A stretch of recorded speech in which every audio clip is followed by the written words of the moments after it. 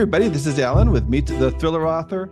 And for this episode of the podcast, I'm excited to be speaking with one of the world's most renowned storytellers, Jeffrey Archer, with over 300 million copies sold in over 100 countries.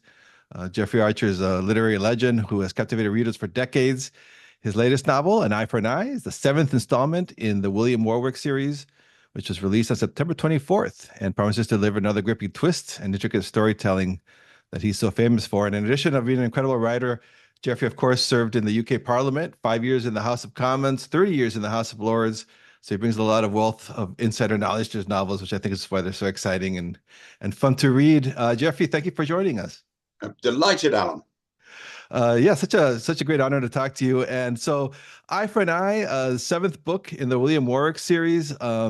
I just have to ask, what initially inspired you to create this character of William Warwick, who's a detective with Scotland Yard's Arts and Antiquities Squad, and how has he evolved in the series so far? Well, it arose when I wrote a series called The Clifton Chronicles that went to #1 on the New York Times and #1 on the Los Angeles Times. And in that particular story, my hero, Harry, was an author, and his eponymous hero was William Warwick. And people kept writing saying, give us a William Warwick series. So I decided to have a young man start in the Metropolitan Police as a constable and go all the way through to the rank of Commissioner of the Metropolitan Police, which I knew would take 8 books, because he would go from constable to sergeant to inspector to chief inspector to superintendent, chief superintendent, commander, and if he makes it, commissioner in the final book. I also decided to have 8 different subjects. So I started, as you mentioned, Alan, with art and antique squad. I then moved on to the murder squad. I then moved on to protocol. I then moved on to drugs, so that every book, William is at a new rank and a new subject. In the latest, he's in international negotiations in An Eye for an Eye, and he's trying to get someone out of jail in a foreign country who is meant to be negotiating a £3 billion arms deal.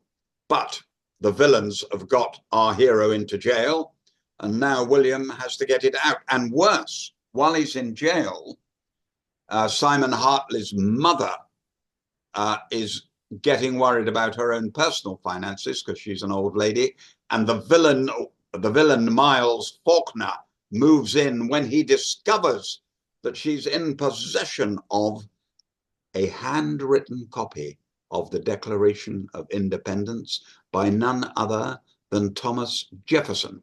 So I was inspired by that because I had seen in a Philadelphia sale that a printed copy, a Franklin printed copy, sold for 7.7 million. So I rang Sotheby's and said, what would a handwritten copy by Thomas Jefferson fetch? And they thought $100 million. Wow. So that was the beginning of An Eye for an Eye.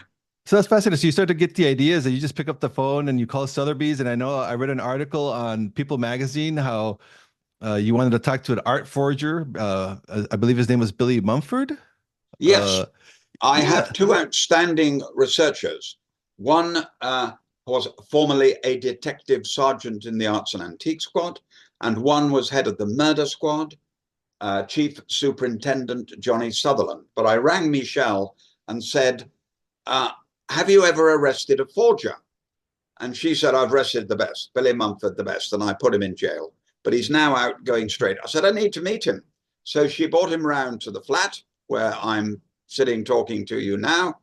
And I said to him, now, can you produce a perfect copy of the Declaration of Independence as if it had been written by Jefferson? And it took him 14 weeks. I have it in my front room. You'll see it in the back of the book. It's an amazing achievement. But out there somewhere, Alan, is the real copy, because we know from a letter sent from Paris by Jefferson to Mr. Hartley in 1727 that he was writing it, and it's been missing ever since. So it's out there, someone, and if you find it, Alan, it'll go for 100 million. Oh, I better pay more attention when I'm at those swap meets or those little antique stores you hear about on TV where somebody discovers a Picasso in the attic somewhere. Yes, yes, quite right. Yeah. Wow. Yeah. And that's one other thing you mentioned, Miles Faulkner, and that's something I've um, really enjoyed about your novels is you seem to put it in, of course, a lot of effort on the protagonist, but also the antagonists and the villains. Is that something you think about when you planning these out? Well, Miles Faulkner has become as much of a person, a hero almost, that people write to me about. I mean, my wife has this theory: the villains are always more exciting. Oh yeah. And Miles Faulkner is a highly well-educated villain, and here he is after this copy of the Declaration of Independence, which he'd like to steal from poor Lady Hartley. But Lady Hartley is no fool, so there's a nice twist there. And that's another thing too. How do you work on the twist? When you're writing your books, I mean, do you write these down or they just come to you as you're writing them? I'm kind of curious about your process because yeah, I know you're well known for like doing like 14 drafts and I get up at around 5:30 in the morning. I do a first draft between 6 and 8, a second draft between 10 and 12, a third draft between 2 and 4, the final draft of the day between 6 and 8. I go to bed about 9:30, up again at 5:30 the next morning. The first draft will take me about 40 days, about 300 hours. And the book you have in front of you, the copy of An Eye for an Eye in front of you, is the 14th draft. wow. I wish there was a shortcut, but it goes on being very hard work. But I always say to young authors, think of yourself as the prima ballerina at the Royal Ballet. Think how much work she does. And if you want to be number one on the New York Times bestsellers list, you better do the same amount of work. Yeah, you were publishing these very successful books when you were like really when you were in the parliament and the whole nine yards. So there's like no excuse to not put in the time to write for people No, who say they're too busy. you've got to do the work. I'm afraid the hours have got to be put in. There's no shortcut. I once had a journalist come to see me and he said, why didn't my book go to number one, Jeffrey? And I said, well, how many drafts did you do? He said, I'm a journalist. I did one draft and sent it in. I said, that may be the reason. Yeah, and so now you also mentioned I know that it's interesting because I know that the eighth book coming up next year of William of this series, the final one. It's the final one. So you mentioned the final one of the William Warwicks. Okay, and so you had that plotted out from the beginning because you said right in the beginning you had 8 different ideas. So you always intended to do 8 books and finish it? No, the 8th idea came when I realized that William Warwick was in this book that you have in front of you, a chief superintendent. And I needed him to be a commander, and I needed him to move on to the next subject. It was then that I decided that I would move on to the Olympic Games, and in particular, the Olympic Games in 2012 in London, where William Warwick will be the commander in charge of security. So I went back, Alan, to my 2 researchers, and I said, I need to meet the head of security, who's a Commander Broadhurst. And the commander came to see me. Now, normally, when I see one of these senior officers, they give me a couple of ideas. They straighten out some of my ridiculous theories that wouldn't happen and wouldn't be allowed. He sat down and told me what really happened at the Olympic Games and how the Russians and Chinese became involved. And I'm telling you no more because I have never been given better material in my life. The British people, and I hope the American people, remembering you have the next Olympics, are going to be shocked. Beware, Americans, you'd better read the book. Oh yeah, I have to put that on the list now. And so now I also read was reading about your background. You write your books by hand. Is that still your process? Yes, that is. I don't know. I can turn a light on. That's about my ability. As you saw when we came on, Alan, my wife very kindly linked me up to you, I would have been literally incapable of doing it myself. I handwrite every word with a felt tip pen. I'm always looking for the easiest. I never use a biro. Biros go so slowly over the paper.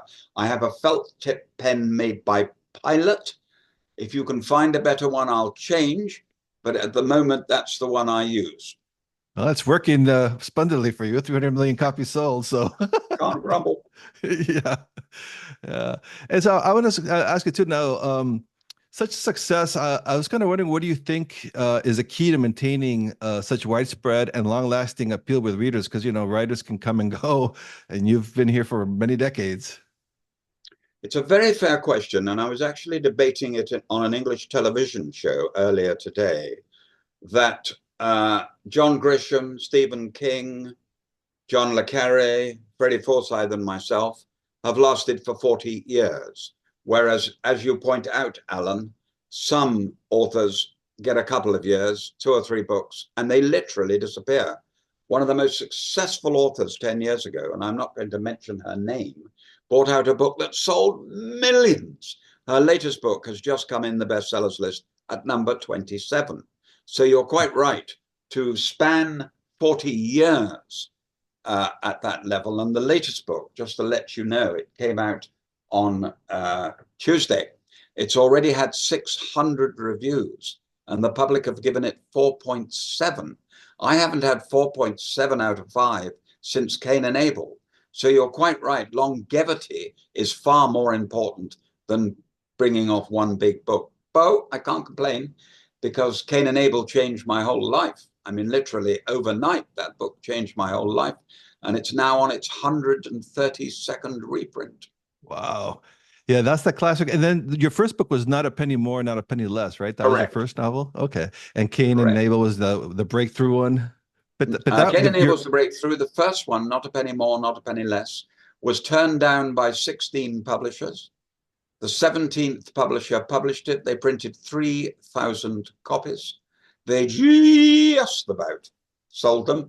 And I remembered going into, when I was in New York, going into Double Days on New York, and they had piles and piles of Robert Ludlum books to the ceiling.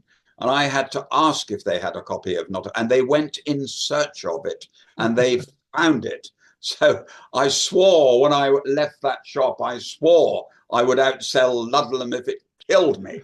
And of course, Cain and Abel was, as you rightly point out, Alan. It's now sold 47 million copies. It's been read by 100 million people, and it's on its 132nd reprint. So it did change my life, but it hasn't stopped me wanting to go on writing. I'm 84 years old. I still absolutely love it. I love getting up at 5:30 in the morning, going to the desk and beginning Once Upon a Time and praying. Wow. And like I'm kind of curious about your writing process too. Do you outline your books, or do you like kind of just go as you're writing them? Some people do actually put pieces of paper on the wall showing where they're going, little tip sheets to show. I haven't got a blooming clue. When I started Cain and Abel, I wrote the words, she only stopped screaming when she died. Oh, that's a great line. It was then that he started to scream. And all I knew was it was the story of 2 men, both born on the same day, one with everything, one with nothing. They would meet only once, and it would change their whole lives. That's all I knew. 700 pages later, Cain and Abel. With the latest book, I knew that the Prime Minister was going to call for Simon Hartley and ask him to take over the negotiations for the £3 billion contract. I knew he would have to go to Saudi Arabia. I knew a Lebanese agent would have to be appointed, otherwise the minister wouldn't get his cut. That is all I knew on day one. That's fascinating. Even if just from those, that like a sentence or an idea, and you've sold 300 million copies, it's kind of, it's a little bit surreal, isn't it? Well, that is the God-given gift side. That is the piece of luck. Many authors work just as hard as I do, and I work very hard to try and make the writing of a high standard. But you can't, the telling the story, quite frankly, is a God-given gift. Yeah, I've heard you mention that before in other interviews that there's a lot of great writers out there, but not a lot of, storytelling is a whole different muscle. And if you can combine the two, Mhm. that's when you get a Charles Dickens, you get an Alexander Dumas, you get, it's very rare. It's Yeah. very rare. You Yeah. get an O. Henry. I was also fascinated in reading your book is you actually use their actual prime ministers. You don't make up a prime minister. How does that how does that work? And since you know all these people, do you ever hear any Well, negative or I've been in politics for 50 years and had the privilege of working for Margaret Thatcher for 11 years and John Major for 7 years. So I have a feel for politics and like to get it in. I do know that a deal was done with Saudi Arabia on the 3 billion arms deal. I knew that the Prime Minister called for someone who wasn't known for dealing in arms. I knew that much. So I saw the man Margaret Thatcher had chosen.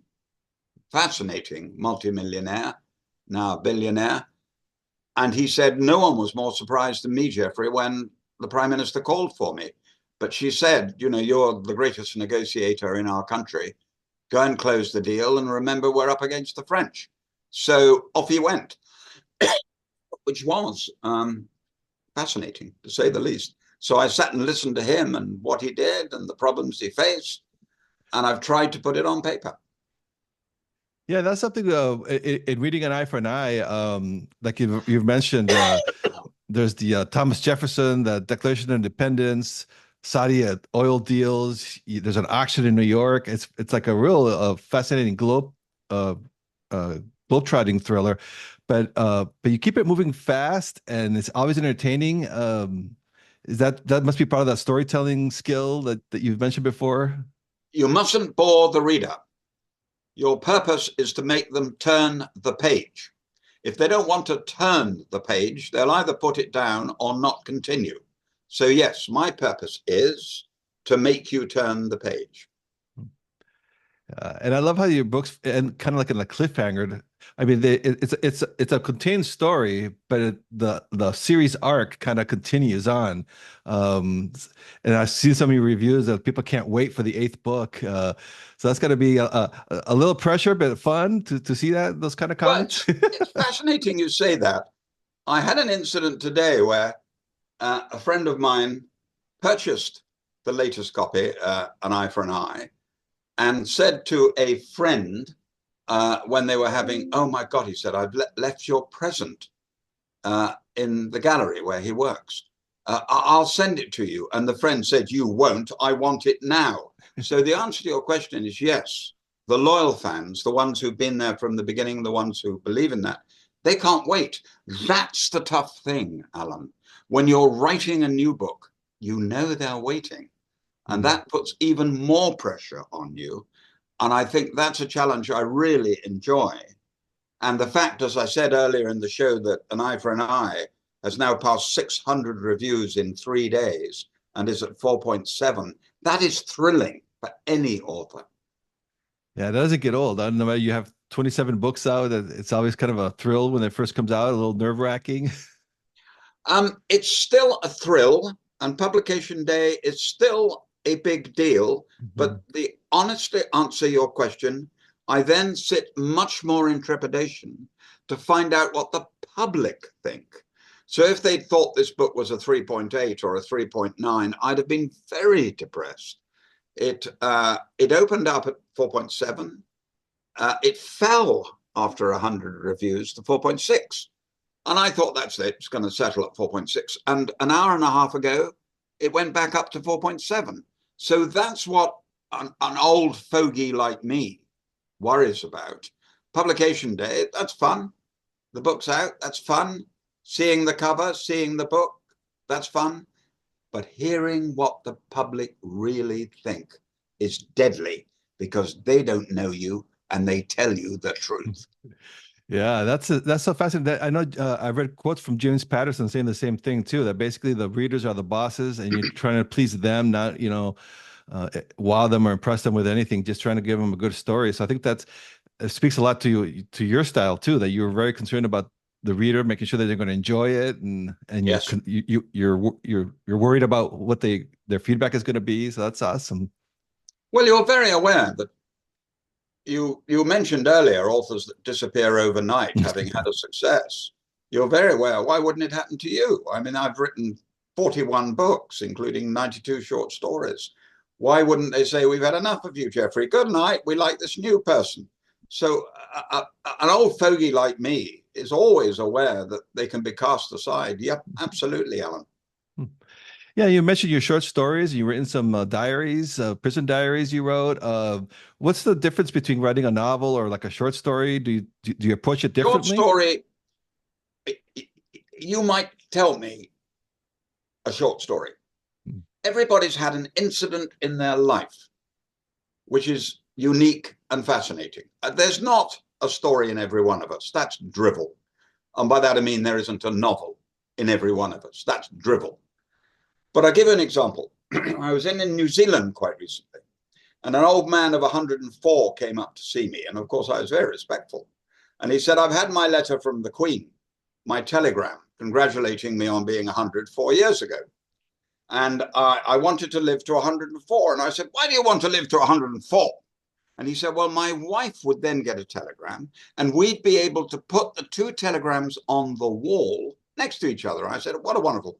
And he said, yes, but no telegram came when I was 104.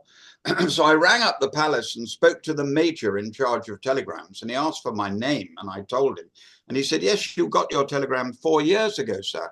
He said, I know, but my wife is now 100 and she hasn't had hers. And he replied, she had hers 6 years ago, sir. Oh, Now, the answer to your question, Alan, is that is a short story. That is not a novel. It's a magic short story. And it was a privilege to write it. And it's called The Queen's Birthday Telegram. But it isn't a novel. And then, whereas Cain and Abel, two men, born on the same day, one with everything, one with nothing. They only meet once, and it changes their whole life. 700 pages.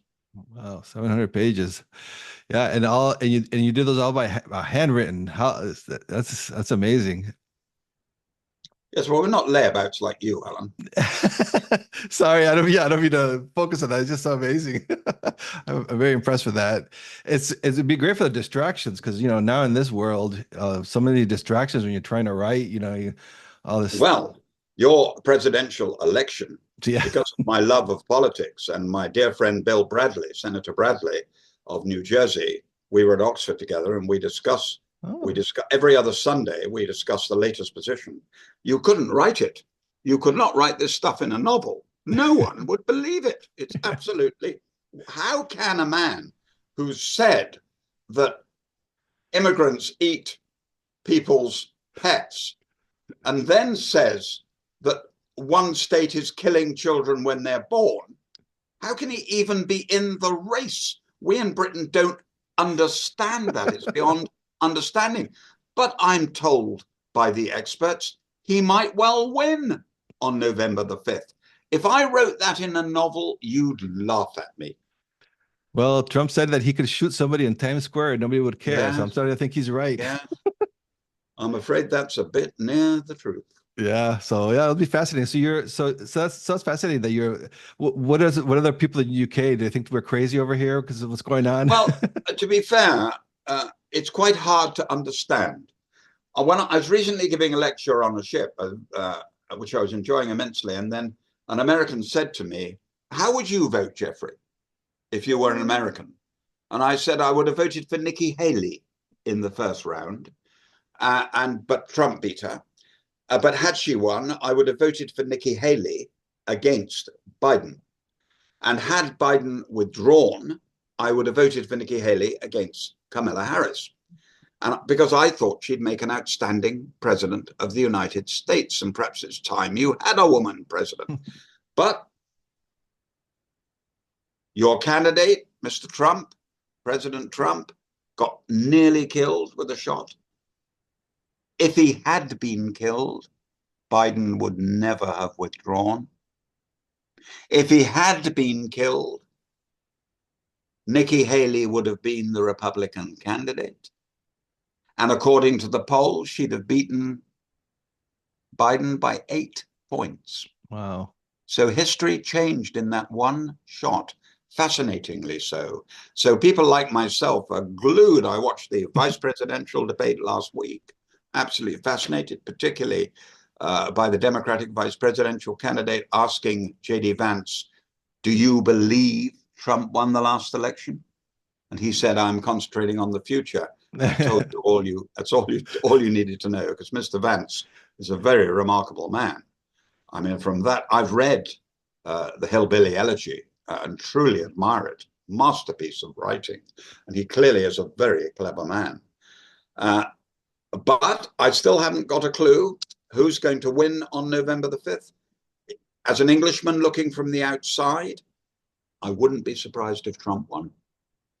Yeah, same thing here. Just don't know. I never thought he would win in 2016, and he did. So yes, and Mrs. Clinton beat him by 3 million. Yeah. Joe Biden beat him, and he claimed by 7 million, and he claimed he'd won. So we are. The answer to your question, Alan, is we are puzzled in England. Yes. Yeah, and as a politician, former politician yourself, the theatrics of Trump getting shot and waving his fist in the air, I mean, that he played that very well. He played it brilliantly and courageously. I sat there watching it in admiration. Whatever you feel about the man, stand up there like that in front of a crowd when he could have been shot again was absolutely remarkable. It doesn't seem to have moved the dial.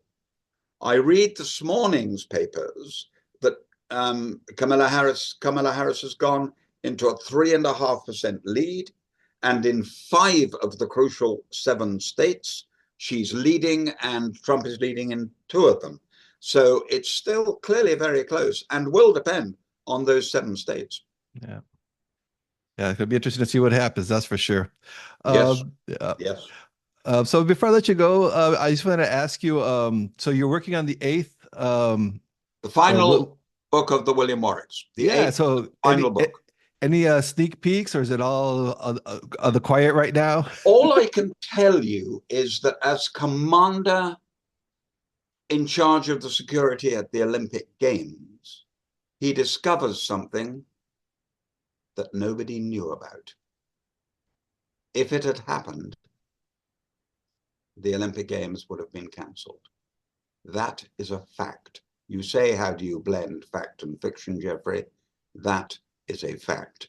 And when you read the book, you might not be able to work out, because he told me 11 things. 7 were true, and 4 I've made up. And you will have to decide which is the truth and what have I made up. Well, looking forward to that, especially with, like you said, it's coming to the United States, next one. So yeah. Yes, you're coming. We're coming. I went to the last games in Los Angeles, which I enjoyed immensely, and absolutely brilliantly run games. One of the best I've ever been to. And I'm looking forward to it coming back to Los Angeles, because if one thing the Americans can do well in Hollywood and California, they'll do it. It'll be spectacular. But they'd better read my book and see what the Russians and Chinese were up to, because they hate the Americans as much as they hate the British. Oh, yeah. I'm sure nothing would make them more happy than mess up our Olympics over here. Yes. Yes, I agree. I agree. All right, well, Jeffrey, well, thank you so much. And for listeners, they want to find more about your work, jeffreyarcher.com is probably the best place to go find more about you. Yes, indeed. Yeah. All right. Go and buy the book you lay about. Yes, it's available now, and it's a great read. So go buy it. I agree. All right. Thanks for you so much. And it was nice to talk to you. Thank you, Alan. Very kind of you to have me on the show. It was an honor. Have a good day.